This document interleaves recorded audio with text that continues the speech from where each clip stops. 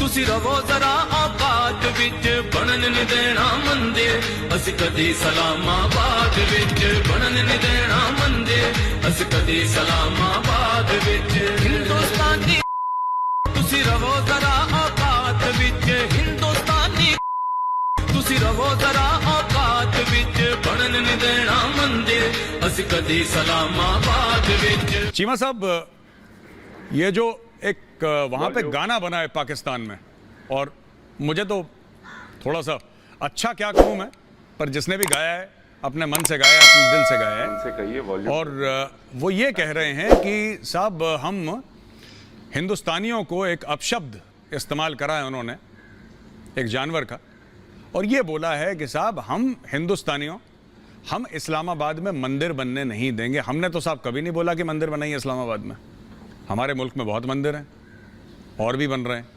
लेकिन ये क्या इतनी प्रॉब्लम क्यों हो गई? नजरियाती काउंसिल में मामला चला गया और सब लोग, इमरान खान तो हमें कह रहे थे कि इंडिया में इस्लामोफोबिया है और बड़ी परेशानी है भारत में, और हम भारत को सिखाएंगे कि जो अक़लियत हैं उनको कैसे किस तरीके से ट्रीट करा जाता है। हम लोग एक एग्जाम्पल देंगे और हम लोग बताएंगे कि कैसे होना चाहिए। तो भारत तो फेल हो रहा है और पाकिस्तान रास्ता दिखाएगा। चीमा साहब, आप क्या कहना चाहते हैं इसमें? मेरे साहब, पहली बात तो ये है कि मैं एक हिस्टोरिकल फैक्ट को ठीक करना चाहता हूं। वो ये है कि जब मुझे याद है कि अमित शाह साहब ने जब सिटीजनशिप अमेंडमेंट बिल लेके आए थे तो उन्होंने कहा जी पाकिस्तान में 23% जो थी ना माइनॉरिटीज हैं वो कहां पे गए हैं। मैं इस फैक्ट को ठीक करना चाहता हूं कि 1951 में जो सेंसस हुई थी पाकिस्तान और बांग्लादेश ईस्ट वेस्ट पाकिस्तान की, उसमें 14.20% नॉन मुस्लिम्स थे यहां पे, जबकि 19 और ये दोनों की बांग्लादेश और पाकिस्तान की मैं बात कर रहा हूं, जबकि सिर्फ पाकिस्तान में जो 1961 की सेंसस है उसमें 2.8 थे, 72 की सेंसस में 3.8225 नॉन मुस्लिम थे, 1981 में 3.30 नॉन मुस्लिम थे, और इसी तरह 1998 में 3.7 थे। मेजर साहब, जो इंपॉर्टेंट चीज नोट करने की वो यहां पे है कि पाकिस्तान में हमेशा जो माइनॉरिटी है वो तकरीबन 3.7 और इसके अराउंड रही है। सो ये एक तो मैं हिस्टोरिकल फैक्ट ठीक करना चाहता हूं। दूसरी बात, आपने ये जो मंदिर की देखिए, ये पाकिस्तान में जरदारी साहब के दौर में जब बहुत ज्यादा उन्होंने समझा कि जो हमारे मुल्क में माइनॉरिटीज हैं वो इतनी एम्पावर्ड नहीं है जितनी उनको होना चाहिए, तो जरदारी साहब के दौर में बहुत ज्यादा हिंदू भाइयों को सिंध से इस्लामाबाद लाया गया ताकि वो भी मेन स्ट्रीम हो। ये पुरानी बात है। तो उन्होंने फिर जब मेन स्ट्रीम किया तो जाहिर बात है उनकी एक डिमांड थी भाई कि हमें यहाँ पे एक रिलीजियस वो पूजा करनी है, अपनी इबादत करनी है, जो भी उनकी नीड्स है वो पूरी होनी चाहिए। तो वो मसला जब आगे चलता गया तो उसमें वो जरदारी साहब के दौर से उसमें फिर आगे प्रॉब्लम्स आ जाते हैं, कभी लीगल, कभी फाइनेंशियल, और फिर कभी माइनॉरिटीज के अपने भी इश्यूज होते हैं, एक लीडर बनता है तो दूसरा होता है। जब ये मसला चलता चलता आगे आया तो इमरान खान साहब के दौर में जब ये बात पहुंची तो उन्होंने फैसला किया जी कि मंदिर तो बनेगा, लेकिन जो रिलीजियस अफेयर्स मिनिस्ट्री है उसने कहा कि हम जो पैसा देते हैं वो अगर रेनोवेशन के लिए पैसा हो तो तब देते हैं, नए प्रोजेक्ट के लिए पैसा नहीं देते। उसके लिए फिर मसला वापस जब जो अदारों के पास गया तो वो उस चीज को वो हल जी। कमर चीमा साहब, बहुत बहुत धन्यवाद आपका। कमर चीमा साहब, आपका वक्त खत्म होता है। जी, कमर चीमा साहब, आपका वक्त खत्म होता है यहाँ पे। बहुत बहुत धन्यवाद आपका। पहले बात तो बता दूं, जो अमित शाह जी ने बात बोली थी 46-47 में जो 24% की आबादी की बात करी थी, फिर बाद में वो आबादी कम होती चली गई, फिर चाहे वो बंटवारा आपके मुल्क का हुआ, ईस्ट पाकिस्तान बांग्लादेश बना, उसके लिए कम हुई, और भी चीजें थी। सबको पता है कि 1000 से ऊपर हर साल वहां पे हिंदू और सिख लड़कियों का धर्म परिवर्तन होता है और जबरन उनको मुसलमान बनाया जाता है। सर, ये सब चीजें हैं। मैं चाहता हूं यहां पे कि यासिर साहब एक बार आएं। और यासिर साहब, मैं आपसे मेरा ये सवाल है साहब कि जैसे कि कमर चीमा साहब ने बोला, इन्होंने एक हिस्टोरिकल पर्सपेक्टिव दिया। पहले तो इन्होंने 1 मिनट अमित शाह जी पे निशाना लगाया, जो कि गैर जरूरी था क्योंकि मेरा सवाल कुछ और था, राइट। और सीधी बात यह है कि हमने उसके वीडियोस देखे जहां पे लोग वहां पे अजानें पढ़ रहे थे, हमने वीडियोस देखे जहां पे उसका मंदिर की दीवार तोड़ दी थी जो बनी थी, और काफ़ी लोगों ने वीडियोस भी जारी करे हैं सोशल मीडिया पे। आपके बड़े बड़े लोग हैं जो काबिल एहतराम लोग हैं पाकिस्तान में, बड़े इज्जतदार लोग हैं, उन्होंने भी बोला था कि साहब ये नहीं हो सकता क्योंकि ये जो है इस्लामिक रिपब्लिक ऑफ पाकिस्तान इस्लाम के नाम पे बनी थी, यहाँ पे हिंदुओं का मंदिर बन जाए, ऐसा नहीं हो सकता। ये टीवी पे जो फोटोज हैं सर, जो आपकी काउंसिल है, काउंसिल ये नहीं कहती कि मंदिर की दीवार तोड़ दें। आप नहीं फंड करना चाहते, ठीक है, कोई बात नहीं, आप बोल दीजिए साहब हम फंड नहीं करना चाहते, नया प्रोजेक्ट है, हमारे पॉलिसी के खिलाफ है, ये बात समझ में आती है। लेकिन एक बनते हुए मंदिर की दीवार तोड़ना, फिर वहां पर अजानें पढ़ना, मुझे नहीं लगता कि काउंसिल ने कहा गया है, लोगों ने करा है, पुलिस ने रोका नहीं। आप बताइए यासिर जिलानी साहब, आपका इसमें क्या कहना है? देखिए, मैं गौरव आर्या साहब बहुत क्लियर और बहुत हिस्टोरिकल फैक्ट्स और ये जो तर्क दे रहे हैं उसमें नहीं जाऊंगा। मैं जो जनमानस से सरोकार रखती हैं चीज़ें उस पर मैं फोकस करूंगा अपने 1 मिनट में। ये निज़ाम मुस्तफ़ा की बात कर रहे हैं कि हम पाकिस्तान में लाना चाहते हैं। मुझे लगता है कि कमर चीमा साहब और पाकिस्तान के जो इस तरह के एक्टिविस्ट हैं वो, और इस वक्त मौजूदा जो पाकिस्तान के राष्ट्राध्यक्ष हैं इमरान खान, जहनी तौर पे माजूर हो चुके हैं। उनके जहन में सिर्फ नफरत है, अपने मुल्क की वो हालात को देखना नहीं चाहते, या देखने के बाद शुतुरमुर्ग की तरह अपने गर्दन को शिकारी के सामने छिपाने की कोशिश करते हैं कि शायद उन्हें लगता है कि शिकारी ने उनके गर्दन को देखा नहीं और शिकार नहीं हो पाएंगे। निज़ाम मुस्तफ़ा तब आ सकता है जब आपके यहाँ गोश्त 300 रुपए किलो वाला 300 रुपए किलो बिके, 1000 रुपए किलो बिक रहा है। एक एग्जाम्पल है कमर चीमा, ये एक एग्जाम्पल है। आपके यहाँ इंटरेस्ट पे पैसा चलता है, आपके यहाँ सबसे ज्यादा जो बदमाशी है, बदकारी है, जिना का सबसे ज्यादा रेशियो आपके यहाँ है, शराबखोरी आपके यहाँ है। पाकिस्तान के हर खित्ते में औरतों के साथ जिना की जाती है। शराब का धंधा बड़े पैमाने पे मुसलमान कर रहा है, और आप निज़ाम मुस्तफ़ा की बात करते हैं। निज़ाम मुस्तफ़ा में जाने से पहले आपको 1437 साल पहले के इस्लाम के इतिहास को दोबारा पढ़ना होगा, और आप इस्लामिक रिपब्लिक ऑफ पाकिस्तान बन के दुनिया भर में जो कटोरे लेके चंदा मांगते फिरते हैं, सच्चाई दुनिया को पता चल गई है और दुनिया थू थू कर रही है। आप एक मंदिर आप बर्दाश्त नहीं कर पाते। आपके छोटे छोटी जो नस्लें हैं, जो आपकी नस्लें आ रही हैं, जो आपके देश को, आपके मुल्क को आने वाले वक्त में दुनिया में एस्टैब्लिश करने की कोशिश करेंगी, उनको आप नफरत सिखा रहे हैं। वो कहते हैं कि हम हिंदुओं को जान से मार देंगे, इसलिए मार देना चाहते हैं कि वहां पे जो अपने अल्पसंख्यक लोग हैं वो अपनी एक्टिविटीज ना कर सके। और कहां पे कहा गया है? धर्म के अकॉर्डिंग मैं पूछ रहा हूं, शरिया के अकॉर्डिंग पूछ रहा हूं, फका के अकॉर्डिंग पूछ रहा हूं, इस्लामी कानून के अकॉर्डिंग पूछ रहा हूं। कब कहा गया 1437 साल पहले कि ये जो दूसरे धर्म का आदमी है उसको मार दीजिए, उसके धार्मिक स्थल को तोड़ दीजिए? आप लोग क्यों इस तरह की बातें करके पूरे दुनिया में अपने आप को सवाल के निशाने पे खड़ा करते हैं? जो एक्टिविस्ट आते हैं, मुझे लगता है मैं उनसे तवक्को ये रखता हूं गौरव आर्या साहब कि वो हमारे यहाँ सीए पे क्या हो रहा है, हम कितने अच्छे तरीके से रह रहे, आ जाए दिल्ली में देख लें कि कैसे सैयद यासिर जिलानी दिल्ली के हाट में, साउथ दिल्ली में बैठ के अपनी जो भी कवायद होती है, जो भी तरीका होता है, जो भी चीजें होती है, यासिर भाई बिल्कुल ठीक बात है आपकी। 3 दिन पहले एक लफ्ज बोला था इसी चैनल पे, इतनी ट्रोल की गई है कि इनसे खुद पूछिए कि इनकी क्या हालत है। जी यासिर जिलानी साहब बहुत बहुत शुक्रिया आपका। के पैरोकार कब बनेंगे? जी यासिर जिलानी साहब, मैं जाता हूं फखर यूसुफजई साहब के पास। और फखर साहब, जितनी मेरी जानकारी है, जितनी मेरी नॉलेज है इस चीज़ पे, मेरी नॉलेज ये कहती है कि जो रियासत मदीना बनाई गई थी, जो हज़रत मोहम्मद साहब ने रियासत मदीना बनाई थी, वो 2 पिलर्स पे बनाई थी, जिसको खंबे कहते हैं हम लोग हिंदी में, पिलर्स पे बनाई थी। एक था ईमान और दूसरा थी नियत। ईमान और नियत के ऊपर बनी थी क्योंकि उस समय जो मुस्लिम्स थे ना, उनके पास कोई पॉलिटिकल पावर ज़्यादा था, ना उनके पास मिलिट्री पावर था, एक यंग रिलीजन था, परसिक्यूटेड था। आपको क्या लगता है, ये जो मैंने बात बोली है, मैंने बात करी है ईमान की और नियत की। जितना मैंने इतिहास पढ़ा है, जितनी मैंने तारीख हिस्ट्री पढ़ी है, कि रियासत मदीना जो बनी थी वो ईमान पे बनी थी और नियत पे बनी थी, और कुछ था नहीं, पैसा नहीं था, मिलिट्री पावर नहीं था, कुछ भी नहीं था, इसलिए सक्सेसफुल भी हुई। लेकिन आपको लगता है कि जो रियासत मदीना की बात करते हैं इमरान खान, जो लगातार बात करते हैं, मैं रियासत मदीना बताऊंगा। सर एक बात बताइए, अगर एक छोटा सा मंदिर बन गया वहां पे, अगर बन गया तो क्या दिक्कत हो जाएगी सर? खतरे में आ जाएगा इस्लामिक रिपब्लिक पाकिस्तान। 97% वहां पे मुस्लिम्स हैं, 96-97% सर। एक मंदिर से खतरे में आ जाएगा। लोग ऐसा क्यों सोच रहे हैं? जरा इसके ऊपर बताइए आप फखर यूसुफजई साहब, आपका क्या बयान है?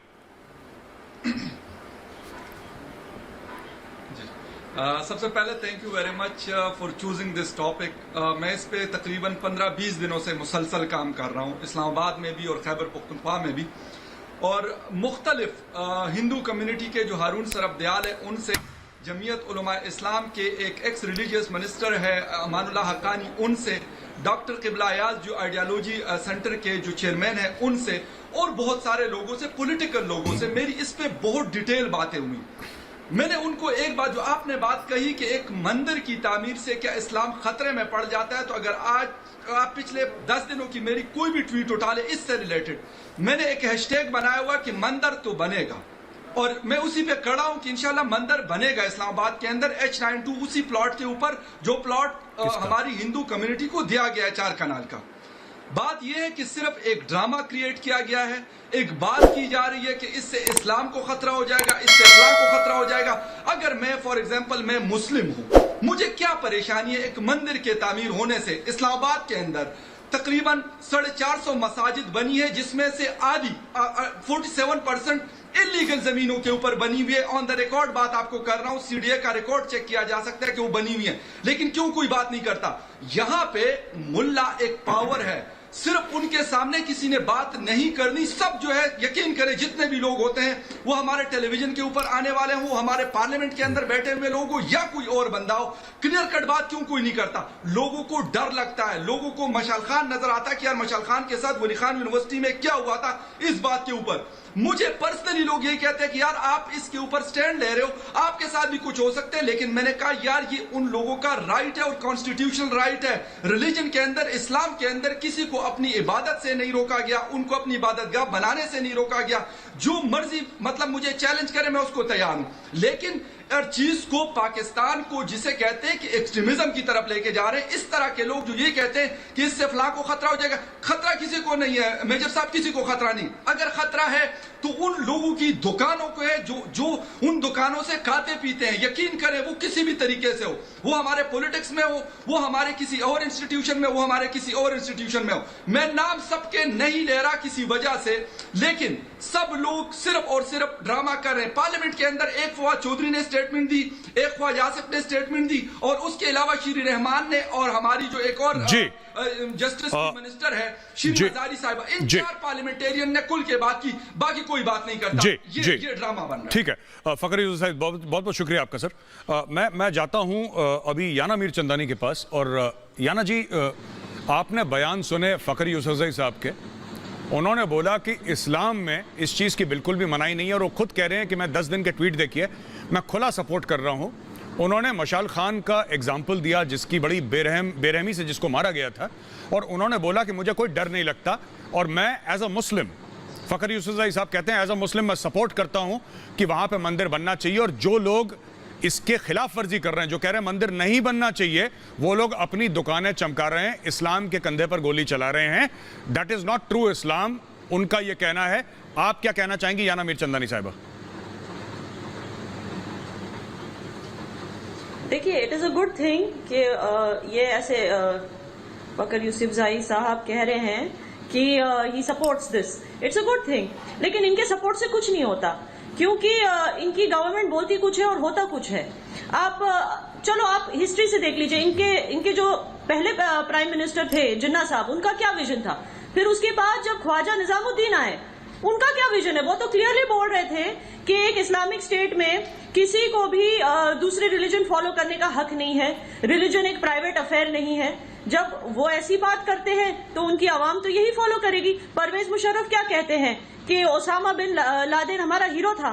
उन्होंने कभी किसी सोशल एक्टिविस्ट को अपना हीरो नहीं कहा। जैसे है सलमान हैदर, वकास गोराया, असीम सईद, अहमद रजा नजीर, इनको क्यों नहीं हीरो कहते हैं? ओसामा बिन लादेन को हीरो कहेंगे, फिर उनकी आवाम वही कहेगी। इनको तो ये जिनके नाम मैंने लिए, इनको तो रातों रात गायब कर दिया जाता है। जो सोशल लिबरल थिंकर्स होते हैं, इनको रातों रात गायब कर दिया जाता है। तो जब इनकी आवाम को इस तरह का इन्फ्लुएंस दिया जाएगा तो ये कुछ लोग, चंद लोग जो ट्विटर पे आके बोलते हैं कि आई सपोर्ट टेम्पल, इनसे क्या होने वाला है? आप हिस्ट्री देखिए इनकी। आपको पता है सिर्फ 400 कुछ और टेम्पल्स बचे हैं पाकिस्तान में, जिनमें से सिर्फ 20 आर अंडर, मतलब जो यूजेबल है वो भी ट्रस्ट बोर्ड उसको कंट्रोल करती है, और बाकी को कन्वर्ट किया गया है दूसरी चीजों में, जैसे मॉस्क में, लाइब्रेरी में।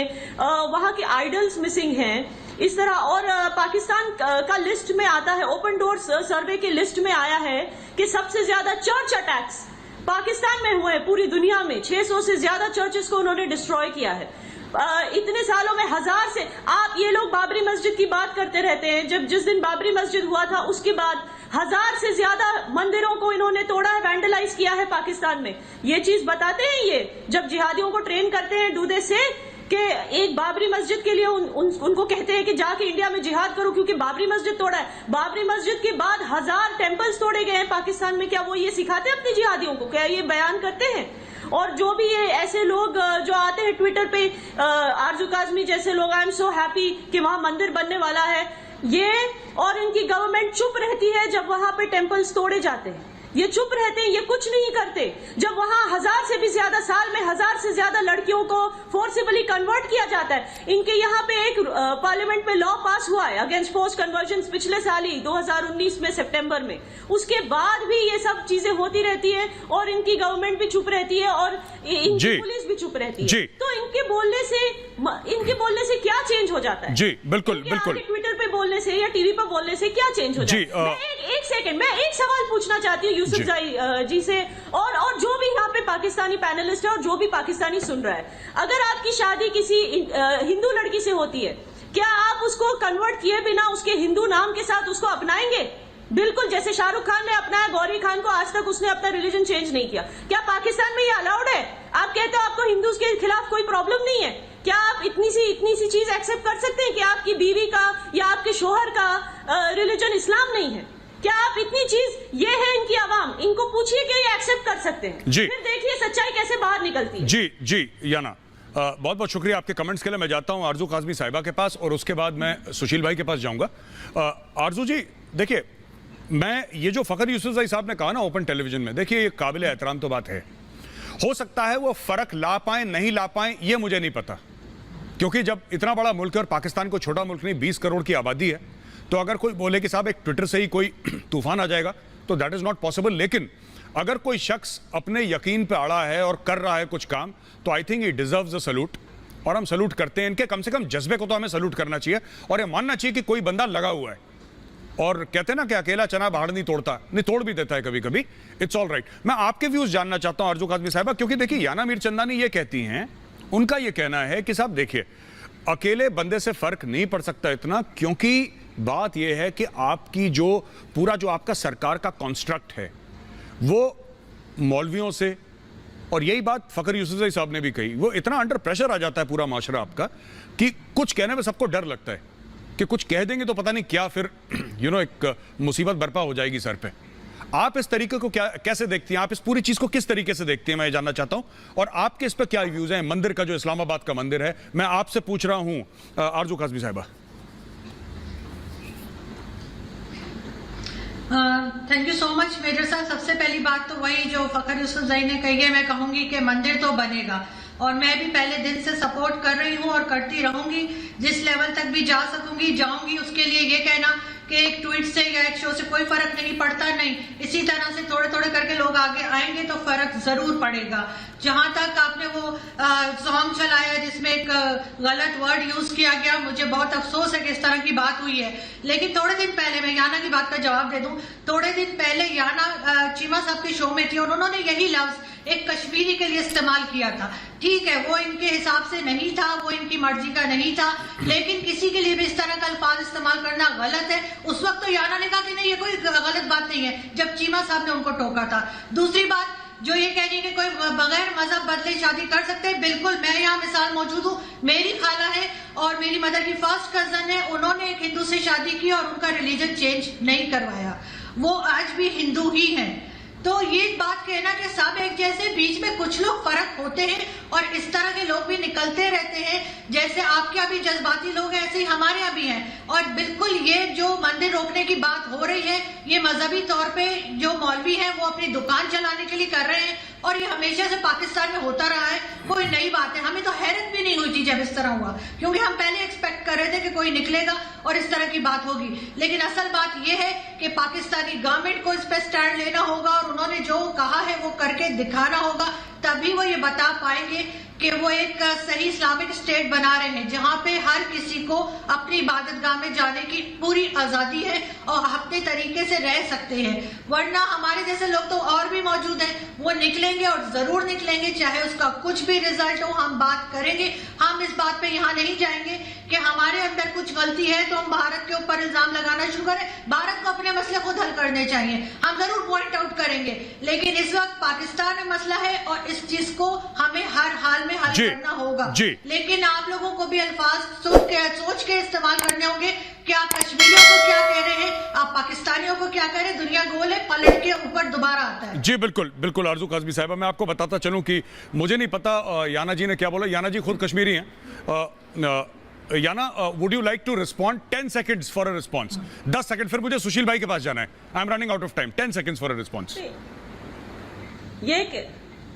ये कह रही है कि मैंने बुरहान वानी से के बारे में ये कहा था कि वो उसको एक कुत्ते की मौत मिली थी। तो इन लोगों को बहुत वहां पे, because as you know Burhan Wani वहां पे हीरो है, हमारे यहाँ तो हीरो नहीं है। एक कैंडल भी नहीं जली उसकी एनिवर्सरी पे, एक कैंडल भी किसी ने नहीं जलाई। और वहीं वो बेचारा वसीम बारी जो गुजर गया, जो बीजेपी का लीडर था, उसको शहीद कर दिया, उसको आके सरेआम मार दिया लश्कर के लोगों ने। उसके पीछे कितने लोग रोए हैं और अब तक रो रहे हैं। मेरा ट्विटर पे प्रोफाइल भी उसी का फोटो है। तो मैं उनको यही कह रही थी, जब मैंने कहा कुत्ते की मौत मरा, तो इन सब पाकिस्तानियों की जल गई कि ऐसे क्यों कहा बुरहान वानी को, क्योंकि उनका हीरो है ना। हमारे यहाँ तो वो हीरो माना ही नहीं जाता। बिल्कुल तो बिल्कुल, इसके लिए मुझे जी बिल्कुल बिल्कुल। वैसे अगर याना मीरचंदानी साहिबा ने बुरहान वानी को यह बोला है कि कुत्ते की मौत मारी है, तो मेरा बहुत बड़ा एक ऑनर है कि मैं 2 आर्मी ऑफिसर्स को जानता हूं पर्सनली जिन्होंने उसको कुत्ते की मौत दी। याना, आई टोटली सपोर्ट यू। अच्छा मारा बुरहान को, ठीक मारा, ठोक दिया। हाँ, और कुत्ते की मौत मारा, ये भी कह रहा हूं मैं। I support you. मैं जाता हूं सुशील भाई के पास। सुशील भाई, मुझे पता क्या लग रहा है? मुझे तो लग रहा है कि आरजू काज़मी साहिबा और फखर यूसुफजई पे बुत परस्ती का इल्जाम लगने वाला है बहुत जल्दी। जिस तरीके से आप लोग बोल रहे हैं, आपके ऊपर बुत परस्ती का इल्जाम लग जाएगा। अभी रियासत मदीना पे आपके ऊपर लगेगा बुत परस्ती का इल्जाम। देखिए कमर चीमा साहब कितने सीरियस हो गए, वो सोच रहे हैं कि कौन से मौलवी से लगवाऊं मैं फतवा। ये कमर चीमा साहब थोड़ा सा तो मुस्कुरा दीजिए, डिबेट है साहब, थोड़ा सा मुस्कुरा दीजिए, थोड़ा सा अच्छा लगेगा मैं बड़ा। अच्छा आप बताइए पंडित जी, आप क्या सोच रहे हैं? मैं मुस्कुरा रहा हूँ। जी बिल्कुल, जी बिल्कुल। हाँ, देखिए तो एक मिनट खुला था। जी बिल्कुल पंडित जी जवाब दे रहे हैं। और मैं एक बात और कह दूं बिफोर आई गो टू सुशील पंडित की, कमर चीमा साहब आपके लिए कि तुम इतना जो मुस्कुरा रहे हो, क्या गम है जिसको छुपा रहे हो? सुशील भाई आप बोलिए। छुपा रहे हो। शुक्रिया गौरव भाई जी। देखिए, फख्र यूसुफजई पर फख्र होता है और आरजू ये है कि आरजू काज़मी जैसों की तादाद पाकिस्तान में बढ़े। क्या बात। दिक्कत ये है कि हमें पाकिस्तान की रियासत से शिकायत है, इन 2 शख्सों से शिकायत नहीं है। पाकिस्तान में गैर बराबरी का कानून है, वहां हिंदू और मुसलमान बराबर नहीं है और ये इंस्टीट्यूशनलाइज्ड है, वहां के आईन में है। हिंदुस्तान के आईन में मुसलमान किसी भी ओहदे तक जा सकता है, लेकिन पाकिस्तान में उसको डिस्क्वालीफाई किया जाता है। वहां गैर बराबरी है, वहां मजहबों में बराबरी नहीं है, वहां जेंडर्स में बराबरी नहीं है और इस गैर बराबरी को इन्होंने इंस्टीट्यूशनलाइज किया है। एक प्रेजुडिस है। आप कहते हैं कि वहां लोग आजाद ख्याल रख सकते हैं, फख्र यूसुफजई जैसे, लेकिन उसके बाद पंजाब के गवर्नर जैसे लोग गोली मार दिए जाते हैं और मुमताज कादरी जो गोली मारने वाला था, उसको सजा देने वाले जजों को पाकिस्तान से बाहर निकालना पड़ता है बचाने के लिए। यह पाकिस्तान की रियासत की सच्चाई है। वहां पर जब मुमताज कादरी पर मुकदमा चलता था तो पूरी अदालत में वकील लाइन में खड़े होकर उस पर फूल फेंकते थे। यह हालत थी पाकिस्तान के निजाम की, अदलिया निजाम की, पढ़े लिखे वकीलों की। तो पाकिस्तान में फख्र यूसुफजई जैसे लोग, आरजू काजमी जैसे लोग चंद गिनती में शुमार होते हैं। जो वहां की जहनियत है वो नफरतों पर है आधारित, वो वहां पर काफिर से नफरत पर टिकी हुई है। इसीलिए सैकड़ों मंदिरों को कहीं मिठाई की दुकान, कहीं कपड़े की दुकान, कहीं स्कूल, इसमें तब्दील कर दिया गया है। और एक बनते हुए मंदिर को पूरे मुल्क ने टूटते हुए देखा। जी, उस पर ट्वीट कर देने से कुछ नहीं होगा जी। वहां के निजाम में जो खराबी है, वहां पर जो आईन में गैर बराबरी का प्रिंसिपल है, आप उस पर तवज्जो दें। जी, ट्वीट केवल लफ्जाजी है और कुछ नहीं है, लेकिन वो भी आपने किया, ये काबिले तारीफ है। मैं आपके हौसले की दाद देना चाहता हूं। आप जैसे लोगों की अगर तादाद पाकिस्तान में बढ़ती है तो कहीं उम्मीद बनती है, लेकिन वहां के हुक्मरानों का जो रवैया है वो अगर आप देखते हैं जी, तो साफ पता चलता है कि मुनाफिकत की इंतहा है। जी जी जी, बोलते कुछ है और करते कुछ है। बिल्कुल बिल्कुल पंडित जी, बिल्कुल ठीक कह रहे हैं आप। आई am running out of time, समय कम है। मैं जाता हूं कमर चीमा साहब के पास। कमर चीमा साहब 30 से लेकर 40 सेकंड मैं आपको दूंगा। और मेरा सवाल आपसे ये है कि ये जो बता रहे ना, वो मुमताज कादरी था जिसने गवर्नर पंजाब को गोली मारी थी, और फिर सारे वकील एक लाइन में उसके ऊपर गुलाब बरसा रहे थे, बहारों फूल बरसाओ मेरा महबूब आया है, और ये सब चल रहा था वहां पे। ये जब तक जहनियत रहेगी कुछ चेंज हो पाएगा? बिकॉज ये इंस्टीट्यूशनलाइज्ड है। मैं आपसे सीरियसली पूछना चाहता हूं सर, अगर ये इंस्टीट्यूशनलाइज्ड है मामला, वहां पे जो आपके वकला हैं या फिर जजेस हैं, जब उनके ऊपर इतना प्रेशर आता है, तो क्या आपको लगता है कि एक्चुअली ये एक जो चाहते हैं रियासत मदीना बनाना है पॉसिबल है? क्योंकि सब लोग खौफजदा हैं वहां पे। कमर चीमा साहब 45 सेकंड्स। जी, मेजर साहब, पहली बात तो यह है कि अगर मुमताज कादरी ने जो अमल किया था तो उसको सजाए मौत भी दी गई थी। सो आप एक माइंडसेट की बात ना करें, आप दूसरे माइंडसेट का भी जिक्र करें जिसने सजाए मौत दी। देखिए, पाकिस्तान में पिछले 72 सालों में जाहिर बात है एक कंजर्वेटिव सोसाइटी है हमारी, रिलीजियस डोमिनेंस है पाकिस्तान में अंदर, ये इस तरह बिल्कुल हकीकत है। पाकिस्तान वैसे भी इस्लामिक रिपब्लिक ऑफ पाकिस्तान है, लेकिन नफरत की और इस तरह की चीजों की कोई गुंजाइश नहीं है। इस्लामाबाद में मंदिर भी बनेगा, करतारपुर कॉरिडोर भी खुला था। करतारपुर कॉरिडोर, ये हमने दुनिया को बताया था कि हम इंटरफेथ हार्मनी चाहते हैं, और जो गोली मारेगा और जो एक्स्ट्रा जुडिशियल किलिंग करेगा, उसका अंजाम वही होगा जो उसका हुआ था, गवर्नर के कातिल का हुआ था। सो मैं ये समझता हूं कि पाकिस्तान को एक ओपन लेंस से देखने की जरूरत है। जी, बिल्कुल बिल्कुल कमर चीमा साहब, इस तरह की चीजें हैं, ये जी बड़ी बात नहीं। जी कमर चीमा साहब, थैंक यू वेरी मच। मैं जाता हूं जिलानी साहब के पास। जिलानी साहब, वेरी क्विकली 45 मिनट्स काउंटर करिए कमर चीमा साहब को। वो कह रहे हैं कि साहब दोनों किस्म की नजरियात हैं पाकिस्तान में। देखिए, पाकिस्तान जी बोलिए। देखिए नजरियात पे मैं सिर्फ आपको मैं बता दूं, कंपैरिजन बता दूं।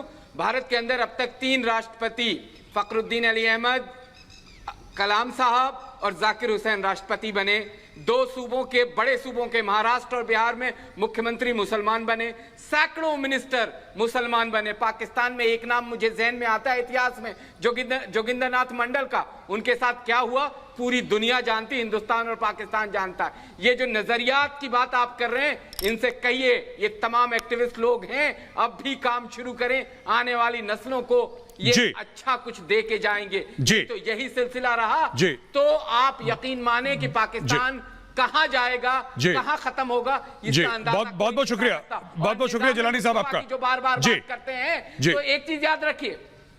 जी थैंक यू। जी जिलानी साहब, मैं जाता हूं फखर यूसुफजई साहब के साथ। 45 सेकंड्स हैं फखर भाई, जल्दी से आपके क्लोजिंग कमेंट्स। 45 सेकंड्स।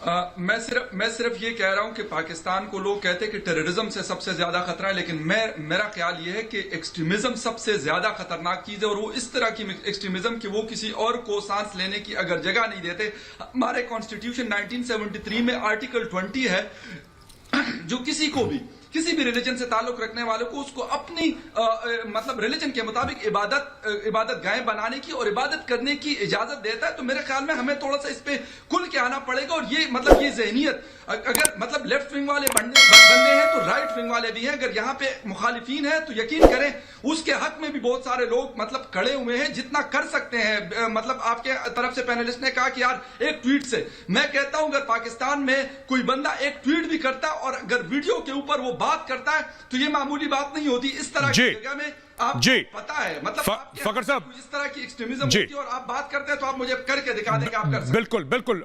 मैं आखिरी कमेंट चाहता हूं याना मीरचंदानी, 45 सेकंड्स गो।